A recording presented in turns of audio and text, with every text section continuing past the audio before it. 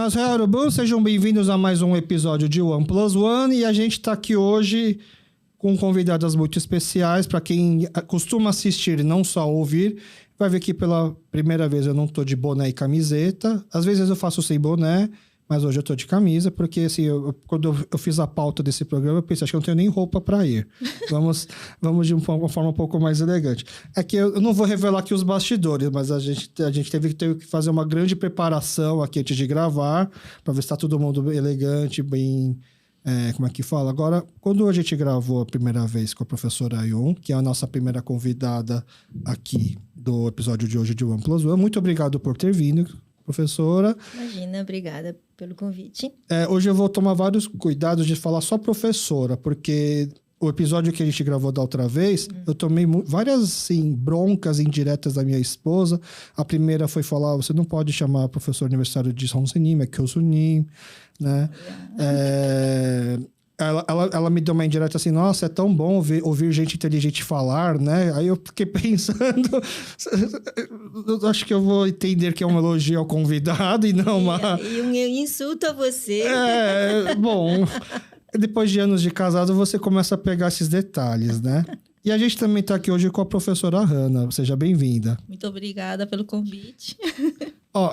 A professora Hannah é a primeira vez que está aqui. O intuito do programa ele chama One Plus One, justamente assim. A gente tem 2 convidados em um episódio só, né? Ou então a gente tem a segunda vez de um convidado no programa. Então hoje é One Plus One por esses 2 motivos. Como é a primeira vez a professora Hannah aqui no nosso programa, por favor, gostaria que você fizesse seu Chagisoge, a sua auto-apresentação, para o nosso público saber com quem a gente vai conversar hoje. Então, vou me apresentar. Agradeço ao convite aqui.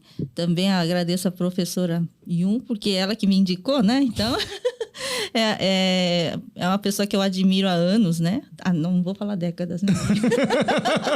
Há anos e anos, né? E pela felicidade agora eu, né, tenho essa, né, uma aproximação maior com ela.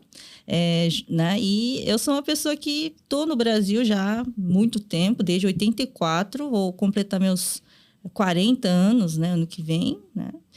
Vim com 9 anos de idade para o Brasil e minha profissão atualmente é ser professora universitária desde 2004.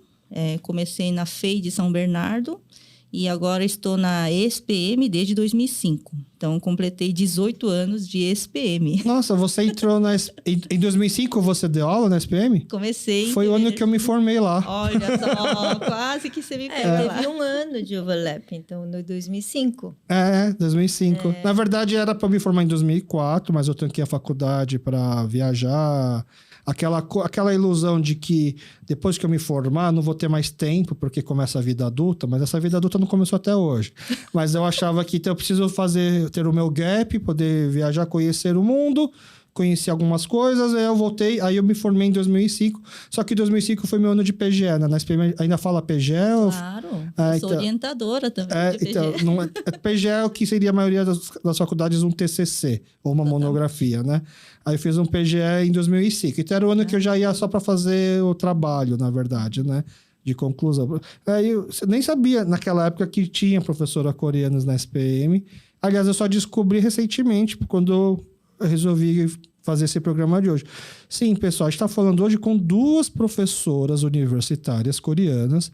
E se você está surpreso que a gente tem 2 professoras universitárias coreanas, você vai ficar mais surpreso ainda em descobrir que, na verdade, existe uma associação brasileira de professores universitários coreanos, a ABPUC. E esse é uma das pautas do programa de hoje. Quem quer me explicar por que existe uma associação? Aliás, essa associação é só presidente e vice-presidente ou tem mais pessoas que fazem parte dela? Antes de passar a palavra para ela, que ela vai explicar, a gente está tentando existir, tá? Porque a documentação está patinando, né? Então, o cartório de registros devolveu com uma série de exigências. A gente está tentando acertar para ver se consegue registrar o documento e aí ter o CNPJ. Mas precisa... É importante ter esse CNPJ, essa certificação? Sim, com certeza. Porque senão você não existe como pessoa jurídica, certo? Tá. Senão vai ser uma reunião extraoficial, né? A nossa ideia é ter um CNPJ conseguir financiamento para projetos. Ah, entendi. Eventualmente precisa emitir nota fiscal, certo? Então, eu entendi agora que existe uma razão jurídica para existir. E qual que seria a outra razão, assim, vamos dizer, mais romântica, para existir uma associação brasileira dos professores universitários coreanos? Ano passado, né, nós tivemos um convite, né, acho que o consulado tinha em mente de criar, né, diversas associações de categorias também e fortalecer um pouco isso, para dar um exemplo de tipo de profissões diferentes que já existem e que as pessoas também possam se unir para fazer atividades em conjunto, né? Então, fomos chamados assim para ver se tem a possibilidade de criar uma associação brasileira de professores universitários coreanos, a ABPUC. Né? Agora, todo mundo já ficou bem claro na cabeça que a Associação Brasileira dos Professores Universitários Coreanos, a partir de agora a gente vai falar ABPUC, tá bom? Sim. Então tá. Então foi uma iniciativa do consulado? Tivemos um convite deles, né? E já tinha outros professores que também tinham sido convidados para pensar nessa possibilidade. Eu não sou presidente, ela é vice-presidente. A professora é uma das vice-presidentes, né? Nós temos o presidente, que é o professor Lee, que é de Brasília, né? E o professor Jung, que é aqui do ABC, né? Do professor da Universidade ABC, né? Então, fomos convidados e começamos a nos reunir para ver se realmente tínhamos alguma missão a cumprir como uma associação, né? Acho que, assim, acho que essa pergunta, essa última frase, se existiria uma razão para a gente existir, é muito, assim, filosófica, principalmente para grupos de coreanos. Por exemplo, se você tem a Associação Brasileira dos Tenistas Coreanos, você sabe que é para jogar tênis, para facilitar para jogar tênis, etc. Agora, para os professores universitários coreanos, quais seriam... Vocês conseguiram decidir qual seria a razão de existir dessa associação? Acredito que inicialmente é uma profissão muito específica, né? Professor universitários, né? Então... pensamos nessa questão do aprofundamento, da diversificação das profissões, né? Que a nossa comunidade vem tentando fazer, porque nós temos ainda muitos que são confeccionistas, nada contra, muito a favor, mas tem outras profissões, talvez as pessoas que queiram também trilhar caminhos diferentes pudessem ter alguma, né, experiência nossa como uma forma de se inspirar, né, também. E também é uma forma de ver se a gente tem alguma contribuição a fazer à comunidade coreana e aos futuros, né, estudantes e que também queiram trilhar algum caminho diferente, né, entendemos isso como a nossa missão, né, de existirmos para que alguém nos procure ou a gente também entre em contato e com esse compartilhamento de experiência servir, né, à comunidade. E foi fácil achar essa missão? Então, ela está de prova que na primeira reunião eu estava com as 4 patas para trás, né? Eu não queria me envolver, né? E aí comecei a me engajar por interesses próprios num dado momento. Tá.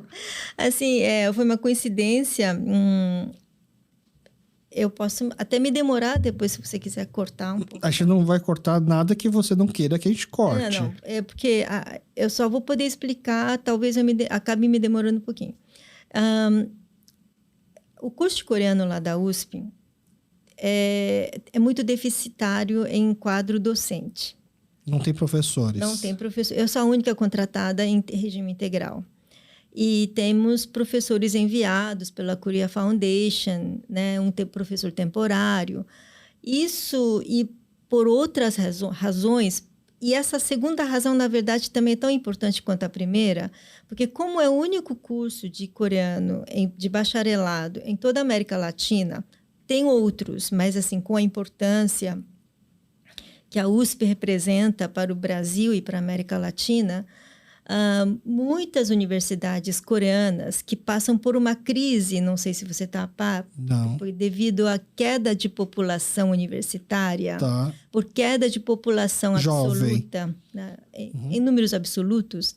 Então, eles voltaram muito os olhos para fora.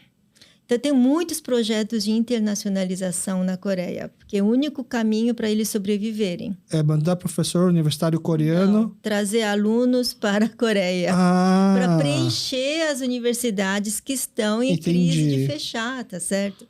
E não somente isso, sabe aquele ranking internacional de universidades? Então, tem vários quesitos. Quantas publicações tem, quantas citações tem, e um deles é internacionalização. E a Coreia tinha universidades excelentes com ranking baixo por falta de internacionalização. Isso aí, com o tempo e com a queda da população universitária, eles viram esse é o campo que a gente precisa atuar. Então, tem muitos projetos de internacionalização. E quando eles olham para a América Latina, aí só tem a USP, certo? Então, eles vêm atrás de mim, não porque o curso de coreano da USP seja a última maravilha do mundo, mas porque para eles é interessante ter um pontinho no mapa na América do Sul, né? Como resultado do esforço deles. Então, a gente tem muitas parcerias com universidades coreanas para vários projetos que eu não vou citar todos, mas quando eles querem dar dinheiro para nós para fazer algum projeto, a gente não tem como receber esse dinheiro. Porque a USP é uma burocracia assim inimaginável, é surreal. Então, até existe uma entidade para casos que se chama FUSP, Fundação USP, que é quando as unidades recebem dinheiro de fora. Como dentro da USP isso é muito difícil de usar, eles mandam para a FUSP e a FUSP paga. E a FUSP é que apresenta o relatório contábil no final do projeto. O problema é que a FUSP começou a aumentar o que a gente chama de overhead, que é o dinheiro que a gente precisa deixar na FUSP para o FUSP fazer esse trabalho. A comissão, né? A taxa deles.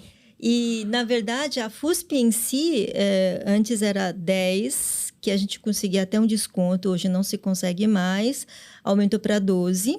12%. 12%. 12% do orçamento que eles te dão fica para a FUSP, aí o resto eles repassam para fazer o projeto. Não. Ainda desconta mais ainda. Tem 5% para a reitoria. Tá, 17%. 5% para a faculdade. 22%. Mais 2,5%, 2,5%. Quanto dá isso? 27%. 27% fica na FUSP. Não há entidade coreana que aceita isso. Tá. E antes da pandemia, a gente até conseguia desconto. E agora, depois da pandemia, está ficando cada vez mais difícil de pegar esse desconto. Desconto por parte da USP. Por parte da USP. Tá. E não é só isso. A gente quer ir num restaurante almoçar e apresentar o recibo? Não pode.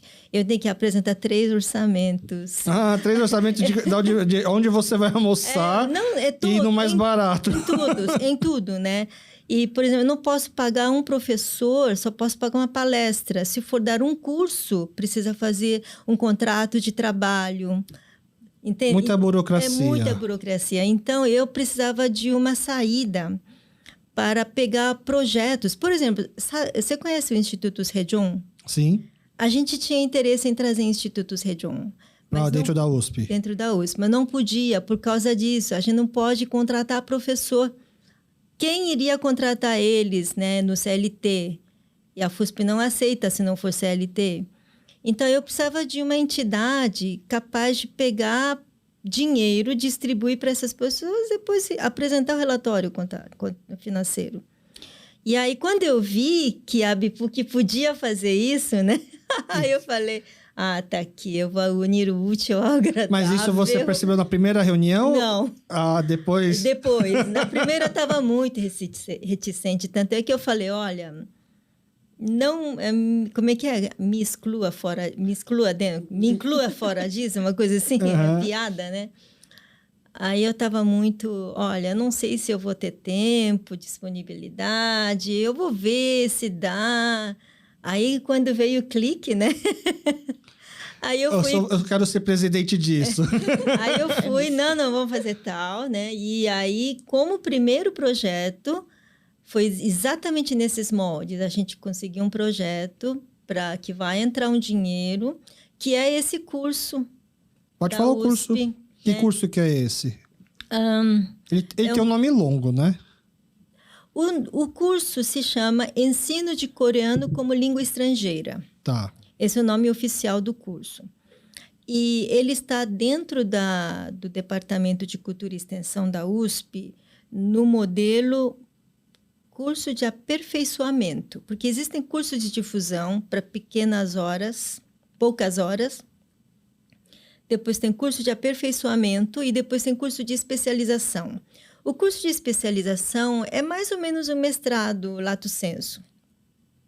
O aperfeiçoamento está entre uma coisa e outra. O aperfeiçoamento precisa ter, no mínimo, 180 horas e curso de especialização 360 horas. Então, por vários outros fatores, a gente resolveu montar esse curso de aperfeiçoamento de 180 horas, em que os inscritos terão um ano de curso, 6 horas por semana, 3 horas 2 vezes por semana, e vão aprender técnicas e ter mais embasamento para dar aula de coreano. Então, ele é um curso para quem quer ser professor certificado de coreano. Exatamente. Essa certificação vem dos dois lados. Vem da USP, que emite o certificado de conclusão no curso de aperfeiçoamento, e também vai receber um certificado de conclusão pelo Centro Como chama? Centro Educacional Coreano. De São Paulo. É Centro da Educação Coreana. A gente tem um Centro de Educação Coreana. Choyugon. Tá. É Centro de Educação Coreana em São Paulo, não é? Eu acho que esse... ele fica aqui na rua... Ribeiro de Lima. Ribeiro de Lima. Ribeiro de Lima. Do HSBC. Ele também não tem nada, ele é um outro centro de ensino coreano que não tem nada a ver com o Centro Cultural e também não tem nada a ver com o Instituto Sejong. Então, ele é um órgão do Ministério da Educação da Coreia. Tá. Né? E acho que existem pelo mundo uns 44, se eu não me engano, são 44 centros de educação coreana em vários países, que são todos enviados pelo Ministério da Educação da Coreia. Ele é um centro de ensino coreano. Eu não sei se vocês fazem essa classificação, mas aqui a gente é da comunidade, do nosso lado mais ignorante. A gente faz uma divisão assim: esse é um curso para Kyopo, esse é um curso para brasileiros. E vocês entendem por que a gente faz essa distinção? Esse seria um curso mais para quem? Você conhece? Então, o Choyugon, ele é um centro, né, que hoje em dia, né, ele está meio que fazendo vários cursos direto para brasileiros, né, no online, né, e todos esses centros, assim, por exemplo, Sejong Hakta, também estão abaixo deles, né, é um órgão que aqui em São Paulo está abaixo do consulado, né. Ah, tá, mas os outros órgãos estão abaixo do consulado, Mas eu digo, o Sejong está abaixo desse centro de... Ele seria o que...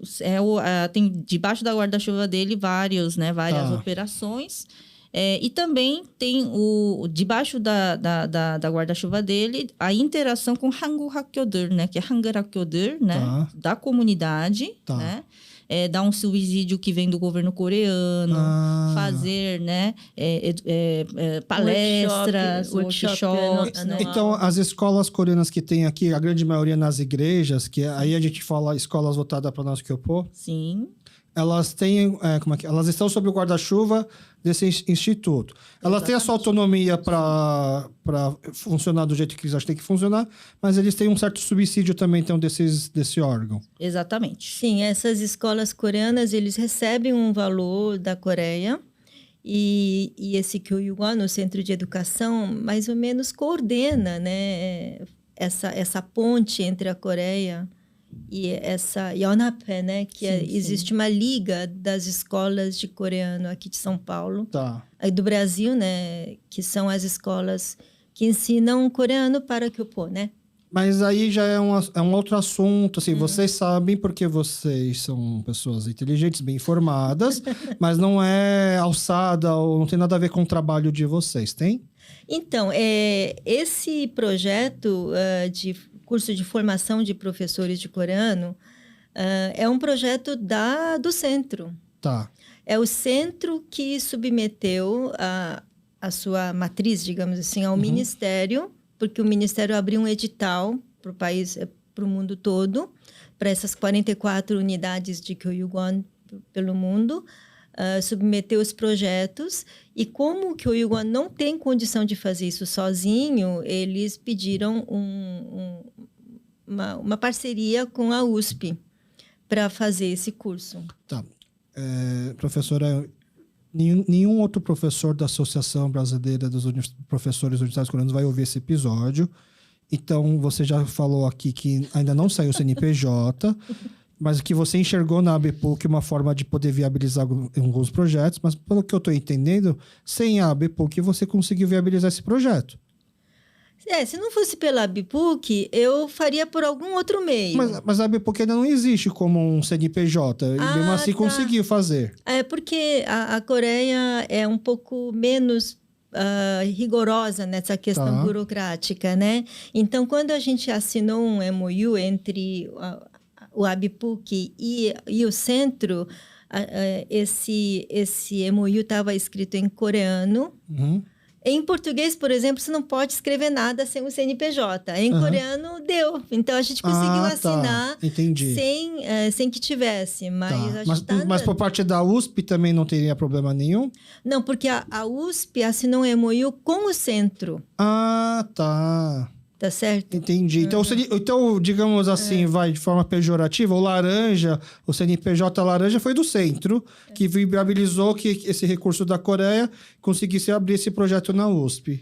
É uma triangulação, né? É uma triangulação. Mas aí, de qualquer forma, tendo a ABPUC, projetos como esse, nesse caso foi na área de letras humanas, por exemplo, foi mais fácil de sair. Então, por exemplo, os outros professores que fazem parte das outras áreas conseguiriam também com certeza alguma coisa nesse sentido. Com certeza. Tá. Então, a gente já entendeu que por interesses pessoais próprios, a professora Yun entrou nessa associação. Mas e você, professora? O que te motivou a fazer parte? Eu sou uma pessoa que ama associações, né? Faz parte de outras associações? Na verdade, eu já fui da ABUC, como eu estava falando antes da gravação. A ABUC, a Associação Brasileira dos Universitários Coreanos. Quando eu era universitária, meu Deus do céu, vai entregar a idade. Já entreguei a idade, né? Mas em 94, quando ingressei, eu já entrei na ACGV, que era a Associação de Coreanos da GV. Tá. Ainda existe? Não, acho que não, né? Não tem mais coreano na GV? Não... Tem coreano, mas não tem essas associações, né? Tá. Já era muito ápice, né? Era moda naquela... Acho que era muito forte nos anos 90 isso, né? Porque os nossos veteranos, São Benito tinha isso, né? Então, a gente tinha desde... Né, temos vários veteranos que montaram essas associações. Você se formou na GV, então? A SPM é bem mais legal, não é? Não agora? Olha, né? Não tem essa rivalidade? Então, mas naquela época tinha administração na SPM também? Não, aqui... Tinha. Eu prestei. Não, mas independentemente de uma ser mais voltada para administração e outra para marketing e publicidade, nos jogos de economia, dessas coisas, tem a grande rivalidade entre elas. Muito. Na verdade, é uma rivalidade mais entre boyzinhos, entre mauricinhos, assim, do que uma rivalidade acadêmica, digamos, né? O perfil é um pouco diferente, né? Acho que o pessoal da SPM é bastante descolado, assim. Eu ia falar essa né? palavra. Eles são descolados ou pretensamente descolados? Não, certo? são descolados. São descolados na raiz? São bastante criativos, alegres. Senão você não nem entra na faculdade.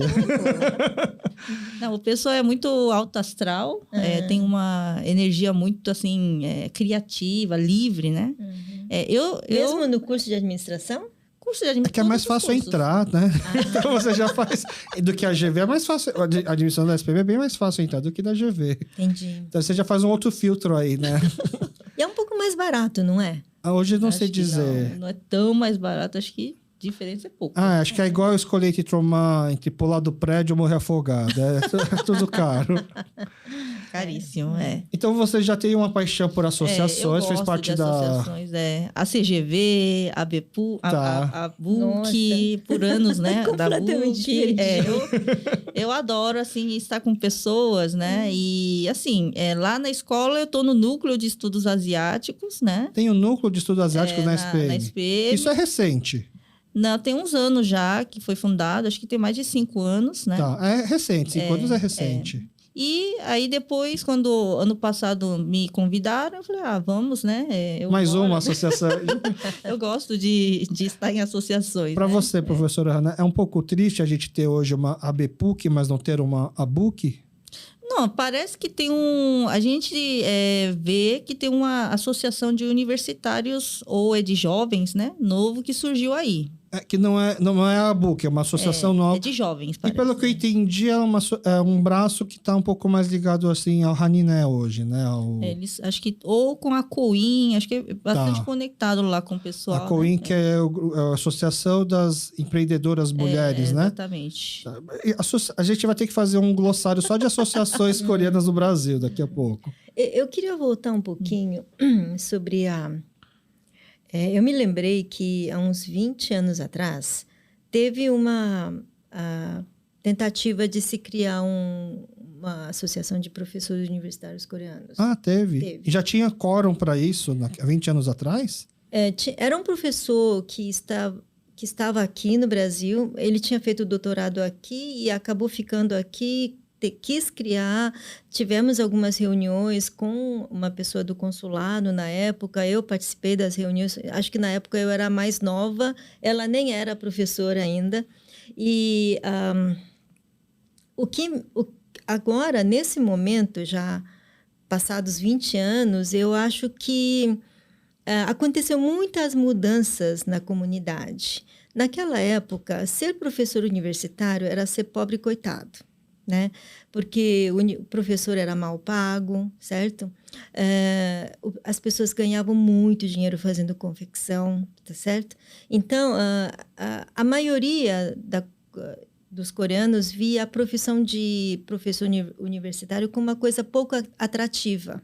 Tá. Até os alunos brasileiros, muitas vezes, eles fazem pouco da profissão de professor, né? Imagina os coreanos que estavam ganhando muito dinheiro fazendo confecção, né? Então, acho que não tinha clima para aquilo vingar, porque uma associação de professor universitário não tinha nada a dizer ou mostrar para a comunidade que estava... As pessoas faziam tour de anti no Baby Beef Urbaiá, sabe? O pessoal a comunidade era muito rica na época. Uhum. Só que agora, com essa conjuntural... Hoje os professores são milionários. Não. O que aconteceu é ao contrário. Um empobrecimento da comunidade coreana, né? Que, de uma certa forma, é uma faceta da assimilação da comunidade dentro da sociedade brasileira. Porque naquela época os coreanos viviam numa bolha rica de dinheiro, né? Que a confecção proporcionava. E essa bolha estourou. E agora os filhos e netos são obrigados a achar outros caminhos. Achar outros caminhos. Então, agora sim está acontecendo uma assimilação da comunidade coreana no Brasil. E com isso... muita gente está lidando com a realidade de viver com R$5.000 por mês, tá certo? Coisa que era impensável naquela época. Naquela época se fazia faculdade de medicina, mas preferia fazer Jepum porque dava mais dinheiro, tá certo? E hoje em dia não. Então, nesse novo contexto, agora a gente consegue dizer, olha, o salário de professor não é tão ruim. Se você consegue se tornar um professor universitário aos seus 30 e poucos anos, lá pelos 50, você vai estar ganhando um bom salário. Então, acho que agora a gente pode mais falar para a juventude e dizer, olha, ser um professor não é tão ruim. Deixa eu perguntar dessa forma. Agora, os professores estão ganhando... Eu fiz a brincadeira, foi uma brincadeira, e é óbvio que todo mundo ouviu e entendeu que quando eu falei agora os professores estão milionários, que na verdade é mais um caminho contrário, é o empobrecimento da população. É assim como eu vejo. Para mim faz muito sentido, assim. Não tinha pensado nisso antes, mas assim, na metade da frase eu já entendi onde iria chegar, que faz muito sentido. Então, a minha pergunta é que agora a gente está mais conformado a um padrão de vida um pouco menos alto, não vou falar baixo, mas o padrão de vida é menos alto, e aí o salário de um professor universitário é compatível a isso, ou realmente as condições de um professor universitário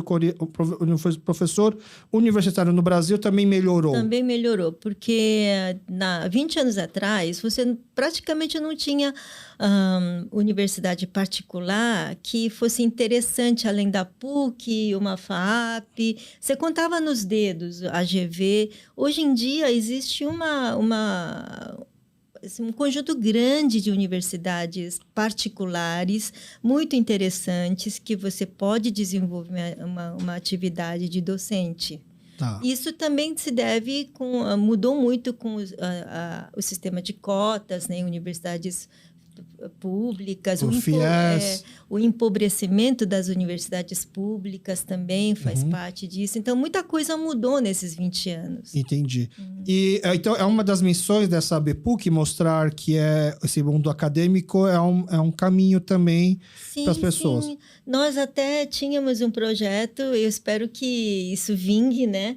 Que se a gente conseguir verba suficiente, nós gostaríamos de acabar dando bolsas para coreanos que estejam fazendo mestrado ou doutorado e que queiram seguir essa profissão, né? Uma profissão mais acadêmica. Isso aqui na Coreia, um professor, assim, eu não sei quanto ganha, mas sempre teve um status ser professor, né? Isso também está mudando. Na Coreia? Por causa da composição populacional, né?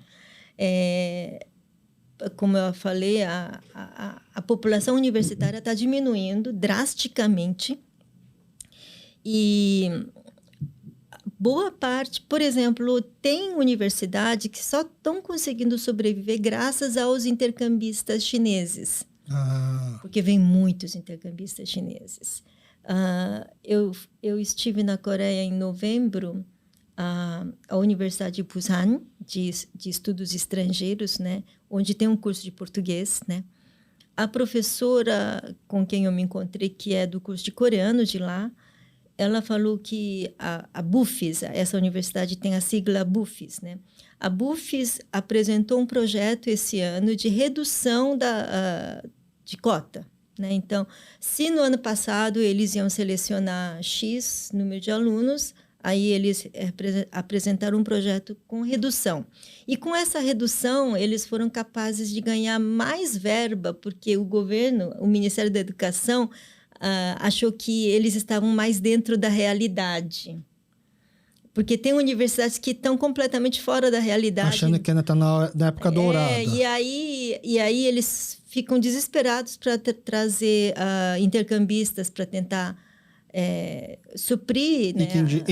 É como se o governo coreano achou que uma faculdade que entende que não dá mais para comportar, não vai ter mais tanto aluno como antigamente, está mais dentro da realidade do que uma faculdade que tenta preencher o mesmo número de vagas que sempre teve com intercambistas. Sim, sim. Mas para o governo da Coreia não é interessante vir bastante intercambista? Ou é porque são pessoas que vão vir estudar e vão sair, seguir uma carreira fora? Não vai preencher essa cota populacional que está em queda na Coreia?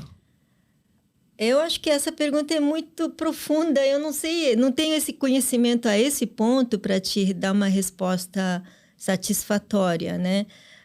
Mas o que eu queria falar é sobre a profissão de professor, né? Porque teve uma época que, quando a população jovem estava crescendo, os professores universitários tinham um grande prestígio.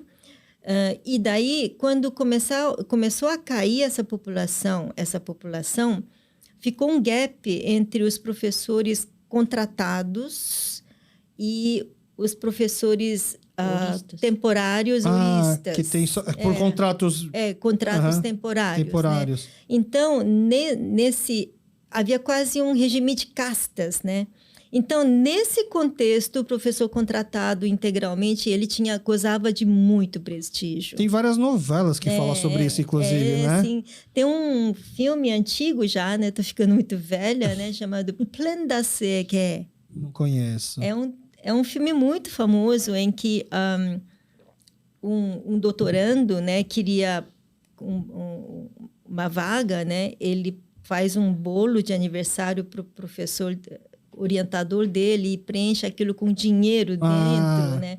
Isso era uma prática bastante comum. Acho né? que eu ouvi falar que também professores de cursinho também viraram superstar assim uma época, porque era tão difícil entrar na faculdade que você conseguir ter aula com tal professor de cursinho era uma coisa muito difícil a ponto de ter esses... Então, eu só queria completar esse raciocínio. Então, hoje em dia, o que está acontecendo? Com a diminuição do número de alunos, a universidade tem dificuldade de manter os professores com o salário, certo? Então, acaba explorando esses que estão em regime integral.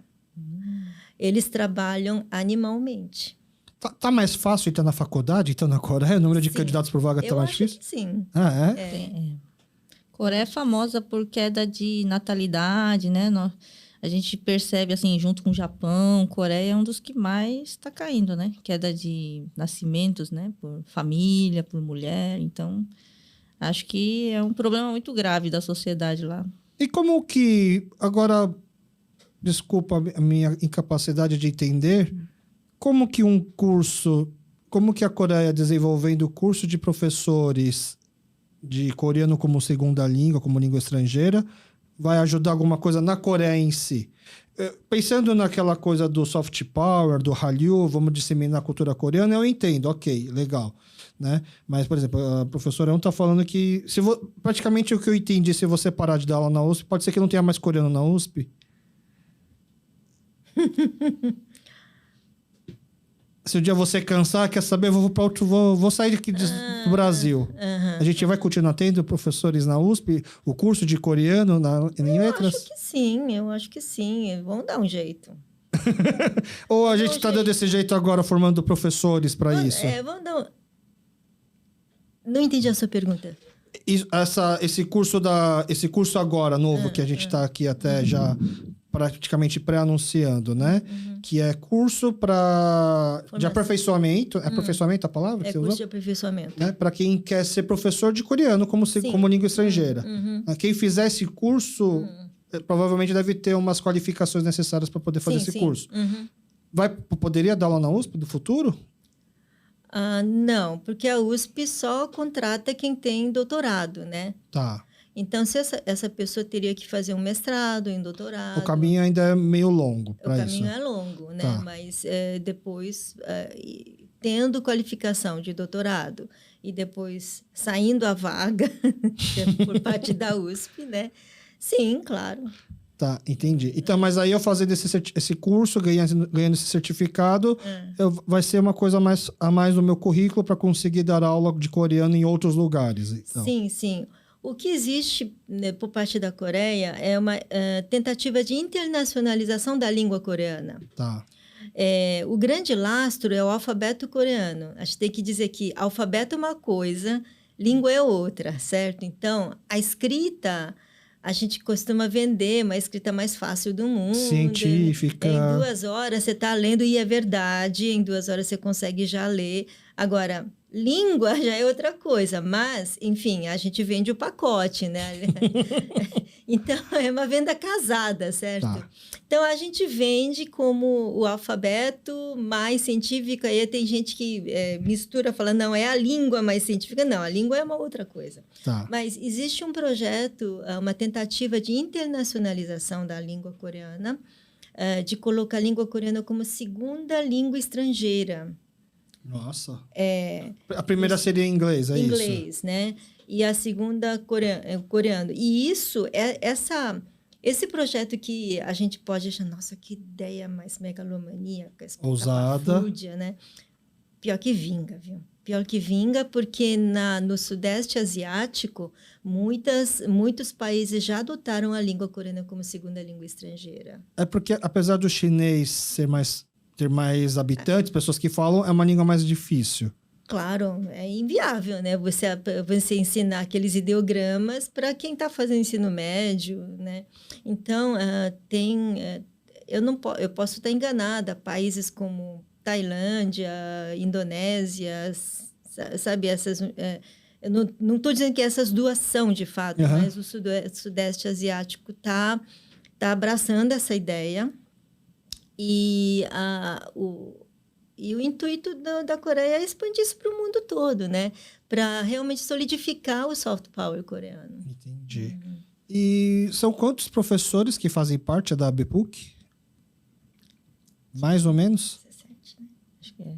17. 17? É. Mas tem professores que não fazem parte? Professores universitários coreanos que não fazem parte da ABPUC?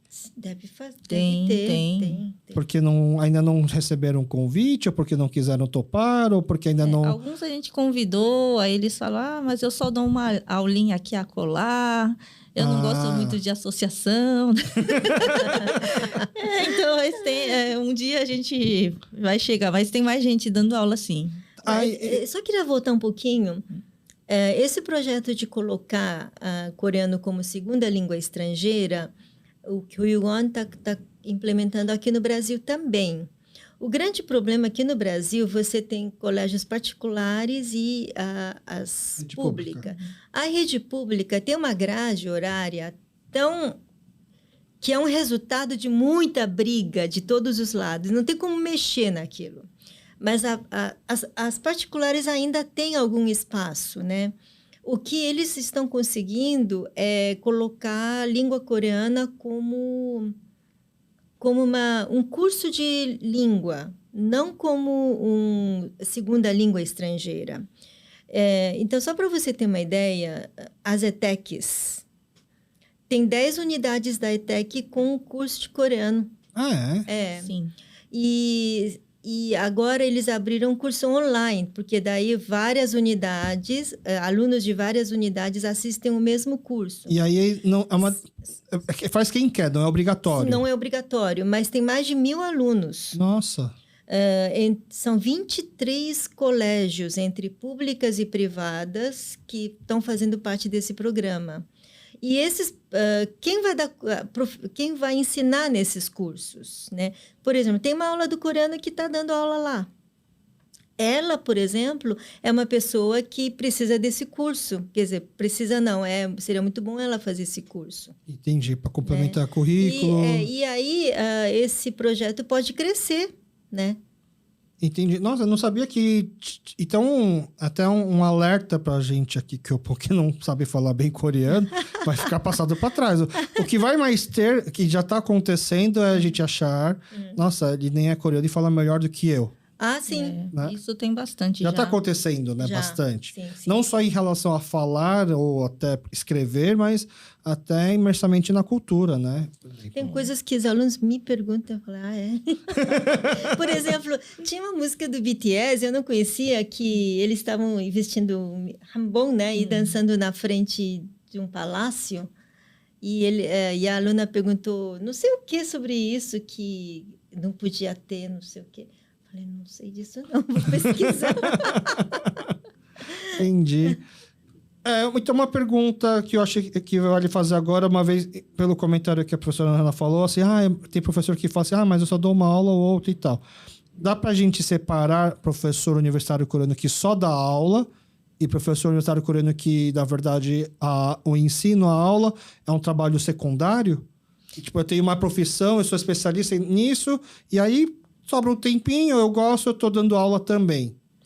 Acho que tem gente que é super, assim, totalmente dedicada, principalmente universidades federais, estaduais. É impossível você ter uma outra, né, carreira, né? No particular, tudo pode, né? Então, que professor de faculdade pública só pode dar aula, é isso? Não pode ter outra profissão? Geralmente, na faculdade pública, existe uma cultura de prezar demais o fator pesquisa. Tá. Então, a gente dá menos aulas para sobrar tempo para pesquisar. Entendi. Então, acaba caindo muita ênfase quando você publica artigo, publica livro, dá palestras, né? Agora, esse tipo de coisa não é possível ser feito por universidades particulares, né? Então, as particulares dão mais ênfase no ensino. E nas públicas, ensino e pesquisa. Entendi. Então, para você não ficar lotada dando aula, corrigindo prova dos outros, te dá uma carga horária menor para você poder fazer suas pesquisas. Isso. Entendi. Tanto que, assim, antes da gente começar a gravar, a professora que estava falando o quanto é puxado o horário da professora Hanna, que dá 18 aulas semanais, é isso? Tem semestre que tem mais, tem semestre que tem menos. Não parece muito 18 aulas semanais. Você vai dividir 5 dias na semana, são 3 aulas por dia, não? Tente você fazer. Na verdade, já tem mais de 20 e poucas horas por semana, né? Tem semestres que tem mais, tem semestres que tem menos, né? Mas, assim, você vê nas escolas particulares, tem professores que estão em 3 escolas, 2 escolas. Escolas, a gente está falando faculdades. Faculdades. Aí, ou se não, tipo, a pessoa também, além de ter, né, essas 2, 3 faculdades, né? Também atua, né, com o seu escritório, com sua empresa. Consultoria. Exatamente. É bastante comum, né? Qual que é a matéria que você dá aula na SPM, então? Tem variações, mas todas muito da área de gestão, né? Nesse semestre eu estou com gestão de projetos, né? Orientação de TCCs, modelagem de negócio, mais ligados a empreendedorismo, né? Também atuo. Porque é uma especialidade sua? Antes de dar aula... minha formação de administração, né? Mas da faculdade já entrou direto para o mundo acadêmico ou chegou a trabalhar...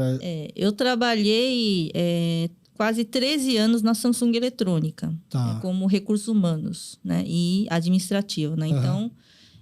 devido a essa carga, eu comecei dando aulas de gestão de pessoas, né?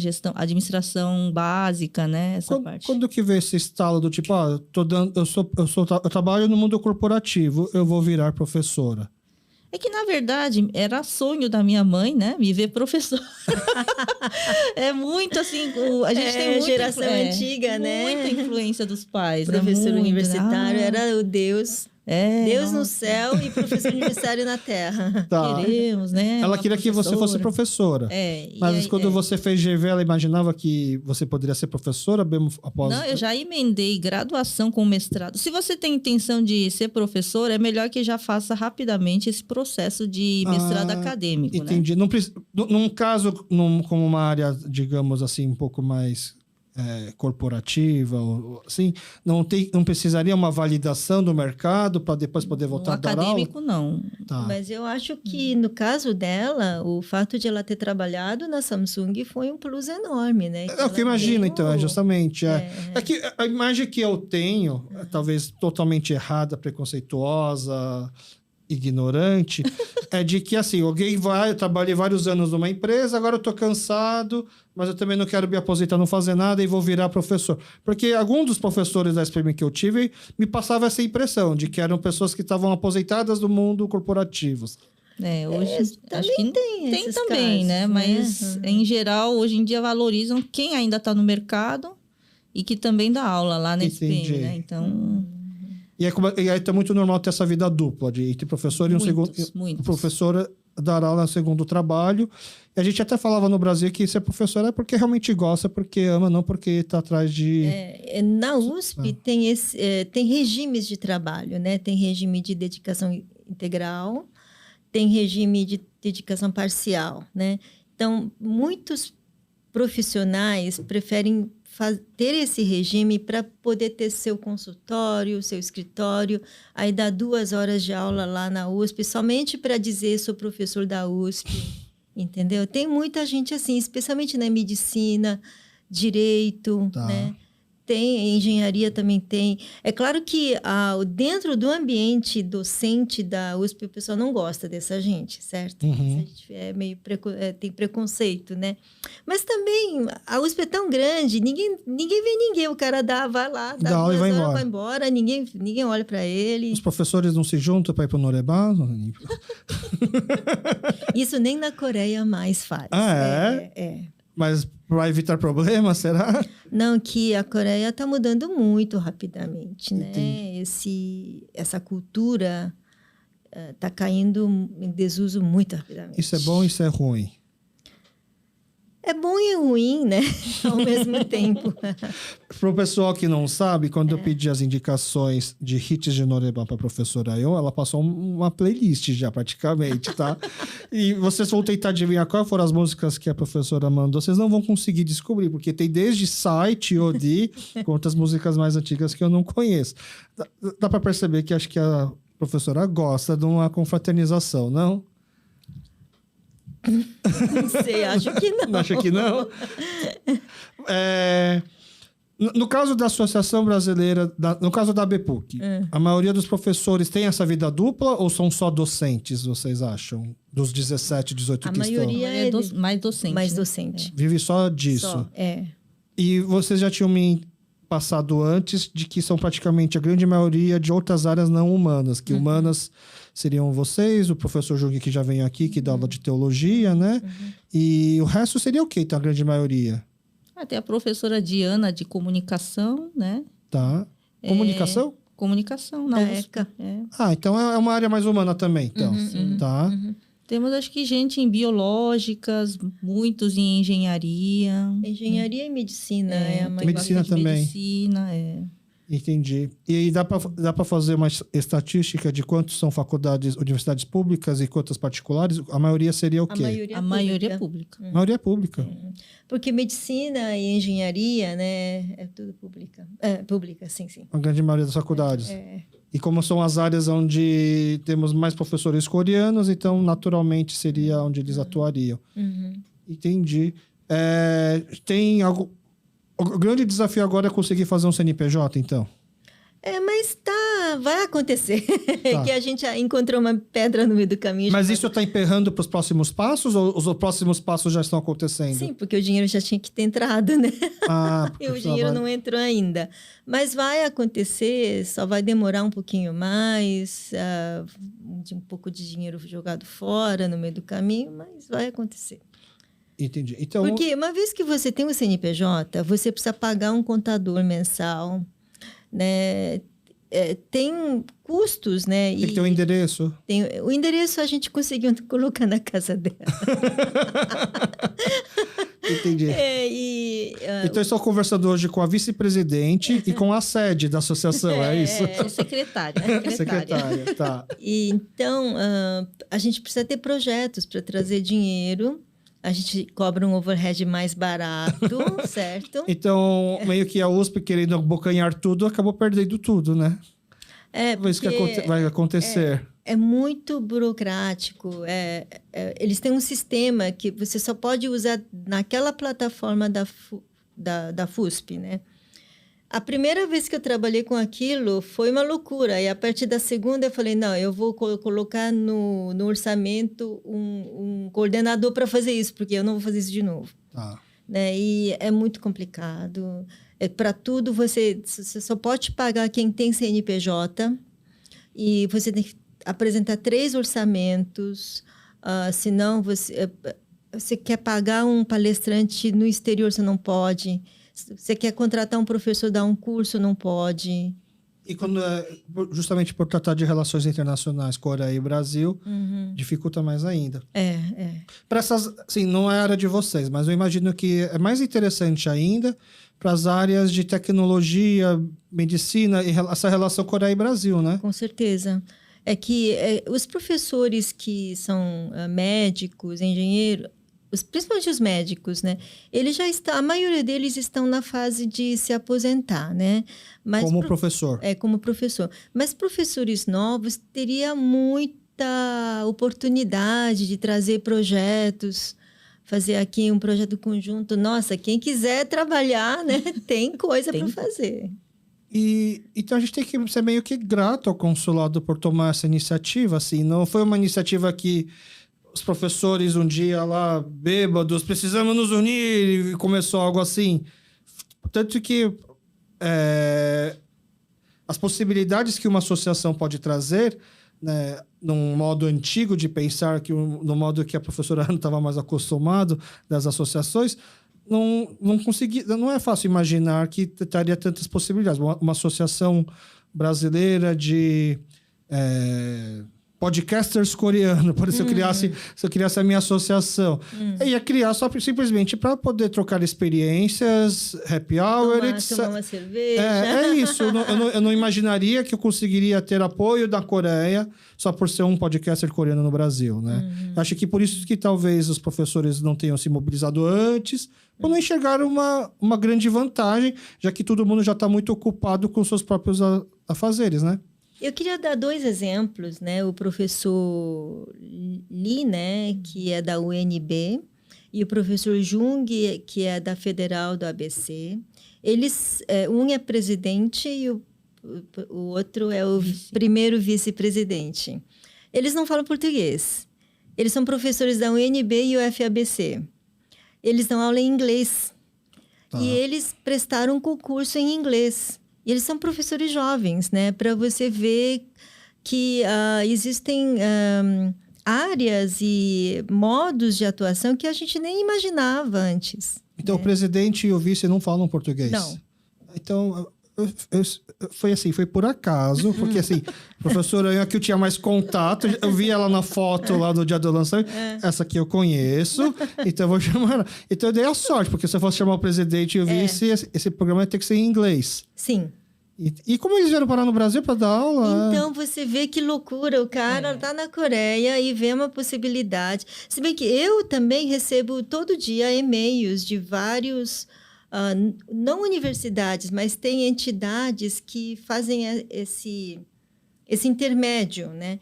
Tipo, vem uma lista, olha, tem universidade XYZ que está procurando professores na área. Então você poderia, por exemplo, mudar de país porque teria um emprego já numa faculdade. Lá, né? A Universidade de Macau está procurando professor de português, por exemplo. Português? Não, professor de língua coreana que fala português. Não. Professor de língua portuguesa. Por entendi. exemplo, professor, sei lá, Singapura, Universidade de Singapura procura professor para dar aula de literatura, por exemplo. Então, essa internacionalização acadêmica é muito forte.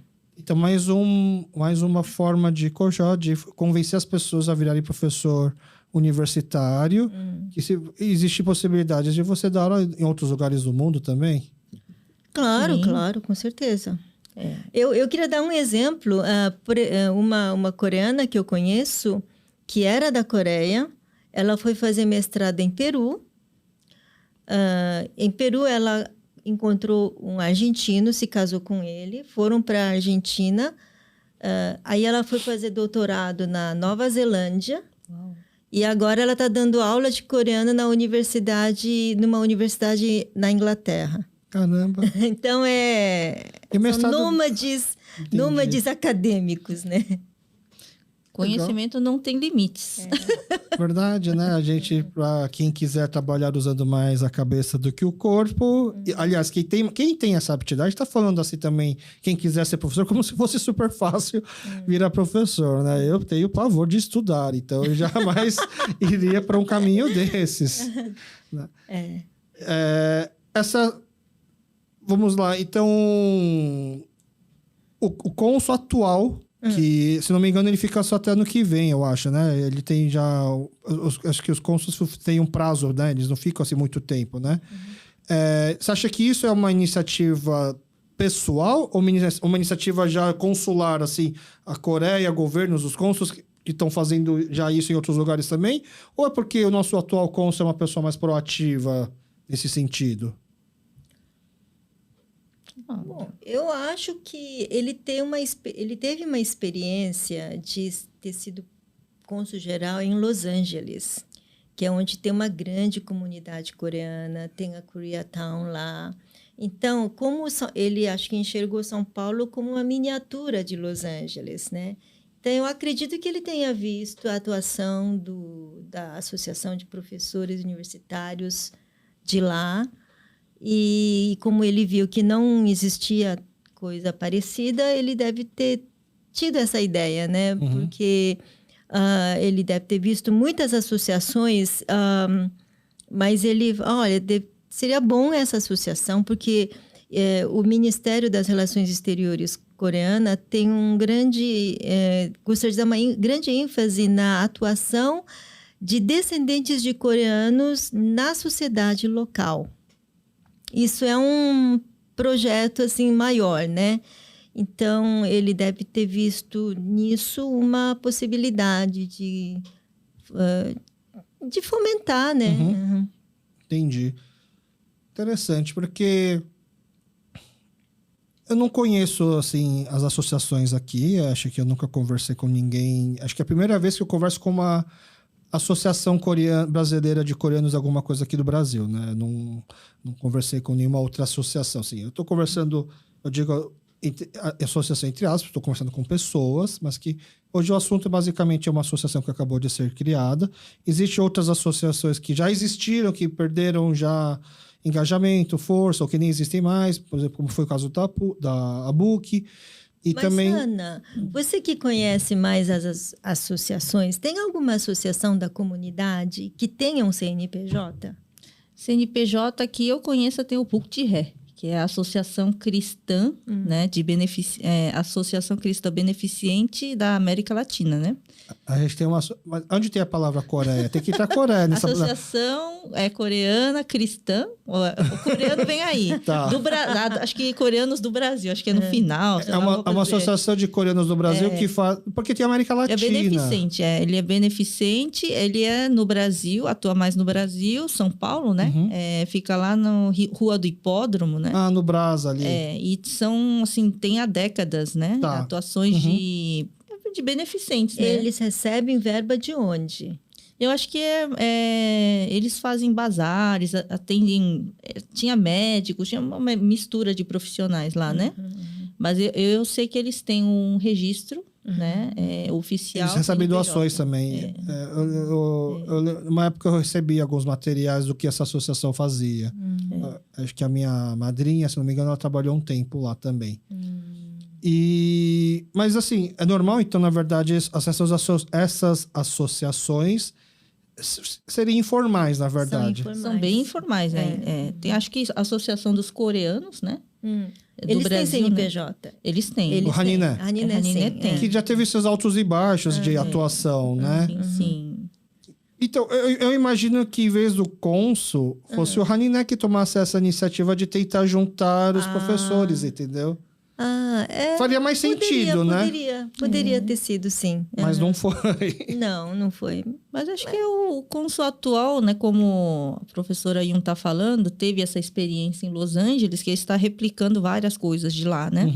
Então, eu acho que trouxe essas ideias de diversas associações. Eu vejo algumas associações também sendo formadas. Eu acho que não sei se tem CNPJ, tipo a Associação de Médicos, né? Associação de Médicos Coreanos. Médicos e estudantes de medicina, fazendo atuação, né? Agora voluntária, de atender idosos, né? Lá sei, no K-Square. Aí tem várias associações agora que estão tomando forma, né? E tentando fazer alguma coisa que contribua, né? Então, eu acho muito bonito esse movimento, né? Não sei se começou pelo estímulo, né? Que eu acho que é uma coisa que o governo coreano tem que estimular mesmo, né? Os coreanos em diáspora no mundo, né? Precisam estar se conectando de alguma forma com, né, seu país, né? De origem, seja pela, né, segunda, terceira geração, né? Porque sem estímulo a gente fica no dia a dia, né? Porque muita coisa para fazer no dia a dia. E não, às vezes, né, você quer fazer alguma coisa, mas tem que sair da sua rotina, né? Então, não é uma coisa cômoda você fazer parte de associações, né? Eu digo que porque muitos são voluntários, né, para fazer isso, né? Então, você tem que sair da sua rotina, você tem que dedicar seu tempo, tem que dedicar seus conhecimentos, né? Mas eu acho que conexão é uma coisa muito importante, né? Eu sou uma pessoa que é incrédula, assim, eu não sou um anarquista, tá? Não é que eu sou incrédulo ao governo, à política, à associação, nem nada.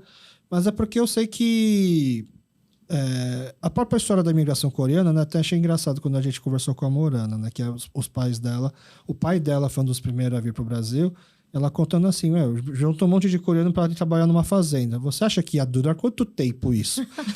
Logo eles saíram e começaram a ir para outras fazendas, ir para outros grupos. E eu acho que nós coreanos, a gente tem um pouco disso, né? Não gosta muito de ser mandado, de ser muito, graças né? a Deus, né?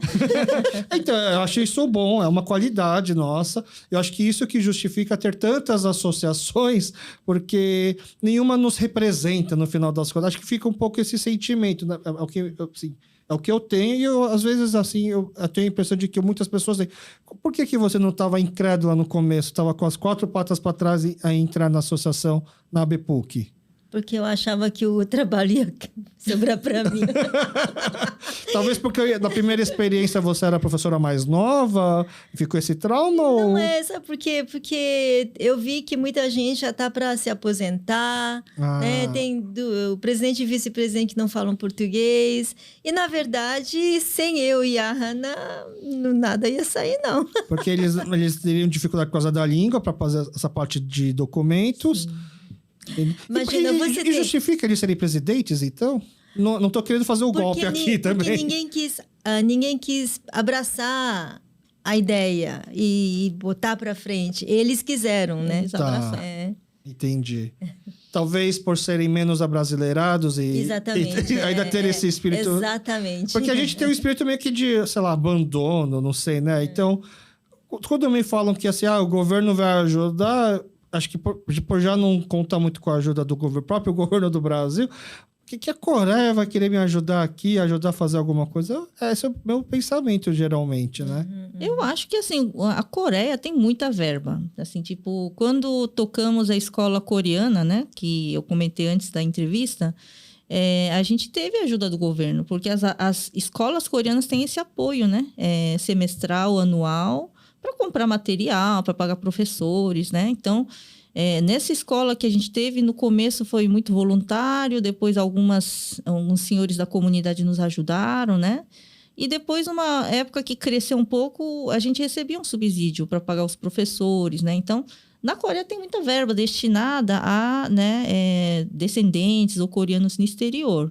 É que a gente também não procura, né? Porque tem que, né, procurar essas oportunidades também, né? E eu acho que, assim, tipo, essas conexões, essas atividades, né? Assim, tipo, elas... É uma coisa que faz bem, né? Porque o governo coreano quer, né, tal. Mas também faz bem pra gente, né? Porque, apesar de estarmos há 60 anos aqui, ainda a nossa cara não engana. Então, a gente tem que assumir que é uma parte coreana e viver com isso, né? E viver com orgulho, viver com... tipo, vão, né, me ajudar a aprender coreano? Vamos aceitar, vamos juntar as pessoas que têm isso, vamos dar subsídio, vamos aceitar. E é isso, né? Tipo... Desculpa, a escola que estava se referindo são as escolas coreanas, os Hangarakyos, ou foi o caso do Colégio Polilogos? Colégio Polilogos também teve subsídio, as escolas coreanas, né, Hangarakyuder também tem. Como eu estava dizendo, para as entidades coreanas que apoiam esses projetos no exterior, é interessante ter o Brasil no portfólio deles. Tá. É um país com expressão, né? Expressão com peso regional. E outros países da América Latina não têm nem massa crítica para fazer pedidos nesse campo, né? Por exemplo, lá no nosso departamento de letras orientais, tem 7 cursos, né? Coreano, japonês, chinês, russo, hebraico, árabe e armênio. Atualmente, o chefe de departamento é um professor de língua árabe. Aí, outro dia ele estava falando uma coisa que, nossa, eu nunca tinha visto dessa maneira. Ele disse, olha... curso de árabe não recebe nada, porque não existe um país árabe para quem você peça alguma coisa e eles dão, sabe? Não tem nada que a gente possa fazer internacionalmente com o mundo árabe. Armênio também, porque é um país muito pequeno, pobre, né? O curso não tem muito pouco aluno, né? Hebraico, a mesma coisa. E eles veem, assim, eu trazendo muitos projetos com da Coreia. E às vezes não é que porque eu busquei. Eles mandam e-mail. Né? Eu não posso... Fica negando também. Não posso negar, né? Então, eles eles dão muito ponto, né, positivo para a Coreia, porque é um país que tem interesse em divulgar a sua cultura no mundo. É um exemplar, é uma coisa exemplar, né? E agora a gente tem que fazer a nossa parte de estar preparado para receber essas coisas. Exatamente, porque isso não vem do nada. Você tem que escrever um projeto em coreano para eles lerem, fica bonito, né, de se ver. Depois, quando você termina o projeto, você tem que escrever um relatório de resultado. Isso dá trabalho, né? Talvez fosse mais fácil eu ter feito o KeoPoCast em coreano, entrevistando em coreano e pedir a ajuda do governo coreano a fazer isso. Com certeza. Olha, vou tá anotado aqui. Você que ouve o KeoPoCast e fala muito bem coreano e gostaria de fazer uma versão em coreano do KeoPoCast... Aí, ela. Ela é a nossa, como é que fala, mais competente tradutora simultânea do coreano para o português. Não, mas não precisa nem ter tradução, porque assim, agora já abrindo os bastidores, né, aqui, eu vou fazer o merchandising da minha produtora e estúdio, que é a Soapbox. A gente começou o KeoPoCast sem pretensão de ter um estúdio e monetizar, ganhar dinheiro fazendo esse trabalho de podcast. A ideia era simplesmente ter uma representatividade, alguma coisa, um arquivo pessoal da comunidade. A ideia vingou, assim, eu tenho um sócio que ajudou a montar o estúdio, e aí a gente montando esse estúdio, a gente começou, já estamos alugando, a Soapbox já está alugando para quem quer fazer podcasts, videoaulas e outros materiais e audiovisual. Só que a gente, agora, assim, antes da gente encher todo o nosso horário ocioso, vazio, com locações aleatórias, vamos tentar desenvolver alguns produtos que eu digo, alguns programas que a gente acha interessante. E uma das coisas que o pessoal mais me pedia era para traduzir o KeoPoCast em coreano, porque as pessoas achavam que os pessoal mais velho ia querer ver isso em coreano. Só que eu acho que não dá para você ler um podcast. Uma coisa a gente tá conversando e a pessoa tá lavando a louça, tá dirigindo, tá fazendo uma outra coisa. Agora ela sentada, parada, ouvindo uma conversa de mais de uma hora, lendo a legenda, não tem como. Então o que eu enxergo, o ideal seria ter isso em coreano, na verdade. Então, fazer um KeoPoCast entrevistando pessoas da comunidade mais antiga, porque cuja primeira língua ainda é o coreano, com entrevistador em coreano. E aí fica isso um arquivo em coreano que na Coreia vai querer ouvir, os outros lugares do mundo vão querer ouvir também. Então, essa seria a ideia. Ouvindo a sua ideia, vou te falar duas coisas. Uma, esse projeto que você acabou de descrever, dificilmente conseguirá a verba. Tá. Porque a população é muito pequena. O alcance que isso pode ter. Mas como é em coreano, é para coreanos do mundo inteiro ouvir. Mesmo assim. Por exemplo, tem a Coca... Coca, tem a Cofice. Você conhece essas instituições? Não. A Coca é KOCCA, a Cofice é KOFICE. Eles têm muitos projetos que você pode pedir dinheiro fazendo o que você está fazendo agora. Entendi. Em português. Por exemplo, eu quero fazer um programa de cinema coreano em português. Então, cada semana... A Coca, a Serena, desculpa, Serena, ela deve estar ouvindo. Ela falou da Coca aqui, eu falei, essa Coca eu conheço o refrigerante, mas não deve ser refrigerante. Mas a Serena falou da Coca, que inclusive ela foi a representante aqui. Mas tem a Cofice também. Cofice. Eles têm muitos projetos nessa área de comunicação, cultura, entretenimento. Se você fuçar, com certeza você vai conseguir alguma coisa. Não, mas isso pensando no programa em português. Isso, porque em português você tem alcance maior. Do que em coreano? Toda a população brasileira. Porque toda a população brasileira pode ouvir seu podcast sobre cinema coreano, por exemplo. Ah, entendi. Entendeu? Se eu fizer um programa em português fomentando algum produto soft power coreano. Exatamente. E aí a Coreia ajudaria a investir para isso. Com certeza. Ah, tá. Não, eu entendi. É um caminho mais lógico, assim. É que aí meu sócio vai ficar louco da vida. É que assim, eu não sei, não sei pensar só nessa parte do dinheiro, porque para mim não faz muito sentido eu falar. Eu assisto muito conteúdo coreano, novela, Mas filme. você não precisa falar. Exato. Você pode chamar alguém para falar. Então, aí sim, seria uma opção. Olha, Alex, esse seu projeto, que é o podcast, né? Eu sou fã, né? Porque quando eu vi ali, né? Quando ela apareceu, eu comecei a ver, né? Ali, falei, nossa, que interessante. Porque tem uma coisa assim que você está construindo, na verdade, uma coisa parecida com um museu de pessoas. É isso, exatamente, que é maravilhoso. Já teve esse projeto nos Estados Unidos, em Los Angeles, de documentar a história de vida das pessoas da comunidade, né? Então, é um trabalho maravilhoso, né? Aí, para, né, realmente, na parte de projetos, né, tem que encaixar nos critérios deles. Mas acho que tem muita coisa para fazer muita coisa. Muitos empreendimentos possíveis para encaixar o que você está fazendo, né? Entendi. Bom, se tiverem ideias e que precisarem de um microfone e câmera, aqui a sala está disponível, tá bom? Você entra no site ou da Coca ou da Cofice, lá tem... Eu não sei que nome, mas projetos, né? Aí você vê, tem vários projetos, aí você olha para que é, e aí você que tem que achar o projeto em que encaixa. Isso aqui eu consigo fazer, e aí eu me aplico para fazer exatamente, isso. Exatamente. Então, eu vou fazer isso, mas eu me conhecendo, eu não vou fazer isso. Mas você que está ouvindo e fala assim, o Alex não quer fazer, mas eu vou lá no site, e sobre isso aqui eu gosto de fazer, eu consigo fazer, mas eu só preciso da estrutura, aí vem falar com a gente que a gente ajuda a tirar isso do papel.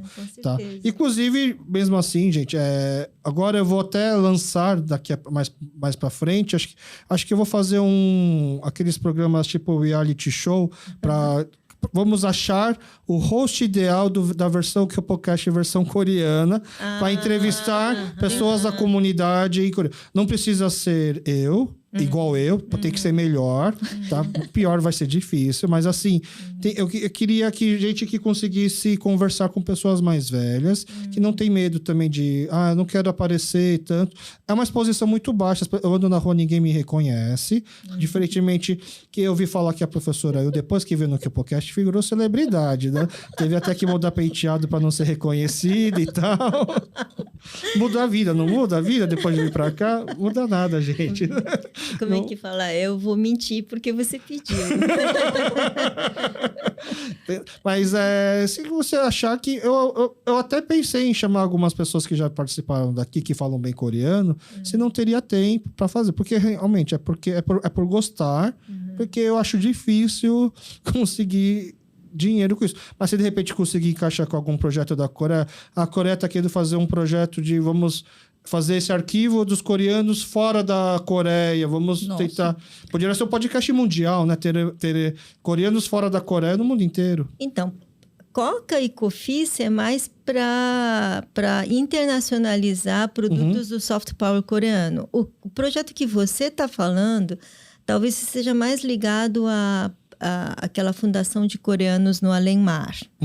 Né? Mas eu não sei se eles têm esse tipo de projeto, teria que fuçar. É o Overseas Korean Foundation, o KF, né? O KF, tem verba também lá. Acho que trocou de nome, acho que agora é Cheondompo. Você sabe? Isso eu me lembro de uma coisa, que o novo presidente coreano tem projeto de pegar esse Overseas Korean Foundation e transformar numa agência, que aí é um órgão bem maior. Aí pode ser que tenha projetos para o que você está idealizando. Tomara, né? Vamos... A gente gravou um episódio com o Jai. O Jai, ele é um futuro líder coreano, porque ele participou daquelas... o Jai eu conheço. Ele participou daquela convenção que tem na Coreia de futuros líderes coreanos. Então você é uma futura líder coreana também? O Bruno Kim, que veio aqui, foi o primeiro participante, eu fui a segunda. Professora, você nunca foi nesse... Não, eu já era muito velha. Eu já era muito velha. Acho que a idade limite era alta quando começou. Não, que quando eu comecei, eu lembro que quem foi a primeira foi a da ECA, né? Ela foi a terceira. Ela e a juíza, né? A juíza Kill, né? Então, quando eu comecei, eu já era... um pouco mais senior, né? Eles pegaram muito... Entendi. pessoa de Não 20. era Eu futuro... engano bem na minha idade, eu sei. Tá. Eu me assustei, eu falei, pensei que ela tá da minha idade, assim. Obrigada por isso. Aqui, como fala futuro líderes coreanos, você já era uma líder atual, por isso que não podia ir, não estava classificada. Sei, acho que até na idade até poderia, mas eu não calhou. Então, mas aí o já ele foi para lá, ele voltou, ele foi por, assim como, assim, para você não se sentir mal, professora, ele também foi por interesses próprios. Ele trabalha numa startup e ele foi lá para tentar fazer alguns pitches, tentar achar contatos também para ajudar a desenvolver a startup dele. E lá... Esse já é o youtuber? Não. Isso. Não, ele tem um canal no YouTube, sim, que fala de economia, história da Coreia em coreano. Esse já. Já viu? É verdade, a gente nem comentou aqui que quando você falou youtuber, eu falei, não é mais assim. Ele é que ele é um youtuber, como é que fala aqui? No momento tá numa pausa. É verdade. Mas ele tem esse canal que eu achei muito legal, inclusive. Ele vai lançar um livro. Ele vai lançar um livro em coreano sobre economia brasileira. Inclusive, eu achei um assunto ousado, mas se for para falar da economia brasileira, que seja em coreano, para ninguém do Brasil entender e criticar, né? Aí ele trouxe a pesquisa que a Universidade, acho que de Koryo, a Koryodev, fez com os Kyopos no mundo inteiro para saber quais são as suas dores, suas preocupações, que dizem que essa pesquisa vai ajudar a nortear a criação dessa secretaria, dessa agência. É porque no Koryodaekyo tem um professor chamado Yoon In-jin, professor mesmo, que é especializado em comunidades coreanas no exterior, né? E eu convidei ele para uma conferência que a gente vai fazer em junho em São Paulo, na USP, sobre 60 anos de imigração. Legal. Ele faria uma aula magna de abertura sobre coreanos no exterior. E quem vai traduzir essa aula? Eu, né? Ao vivo, assim? Sim. Falando? Fazer o quê? É fera. Entendi. Ou ele pode falar em inglês, aí eu não faço tradução. Aí tem que ver como ele prefere fazer, né? A gente tem o resultado dessa pesquisa, são 418 páginas. Sim, eu tenho esse documento. Você chegou a dar uma olhada? Sim, porque eles tinham me convidado para ver a parte do português, né? E quando eu fui para a Coreia, até encontrei ele, né? A gente ia fazer uma sessão, acabou que não deu tempo. Aí foi sem a minha leitura. Então você chegou a ler, se preparou, só que nem perguntaram para você o que você achou? Eu ia ler a versão final e a gente discutir, né? Mas não deu tempo de fazer. Discutir. A gente só almoçou. Mas chegou a ler, então? Não. Nem deu tempo de ler. Porque eu ia perguntar qual que foram suas impressões em relação a essa pesquisa. Mas quem está fazendo as pesquisas, digamos, orientada por ele, que é uma doutoranda, que vai se doutorar agora, ela também vai vir em junho. A gente qualquer um pode assistir essa aula? Ou é fechado só? Não, pode. Você me avisa para eu poder avisar o pessoal? Aviso. Eu acho que o pessoal vai ter muito interesse, sim. Se você puder, não sei se é possível entrevistar ele em inglês ou em coreano, né? Aqui também pode, se quiser. Você acha que ele teria essa disponibilidade? Sim, ou ele ou a orientanda dele, né? Que em junho ela já estará doutora. E né? a gente já tem duas ótimas tradutoras simultâneas aqui, né? Para poder gravar junto. Ela é a boa tradutora simultânea, Bom, viu? a gente vai achar alguém, com certeza. Estou à disposição. Eu acharia muito legal. Ele vai vir, mas assim, pensando bem, alguém que da Coreia que vai vir aqui para o Brasil para falar para a gente sobre a nossa imigração? Então, essa é uma realidade muito triste, tá? Porque mandei fazer uma pesquisa, fuçar o Brasil inteiro para ver quem fez pesquisa acadêmica sobre a comunidade coreana no Brasil. A gente acha mais lá fora do que aqui. Sobre a comunidade brasileira. Comunidade coreana no Brasil. Tem mais pesquisas acadêmicas lá fora. Porque tem esse professor, até esqueci o nome, o Denis Hyuk, hoje ele está em Singapura, mas ele escreveu uma tese de doutorado sobre o Bom Retiro e os coreanos. Doutorado. É a única tese de doutorado que eu conheço e que tenha como tema a comunidade coreana. E está em inglês, tá certo?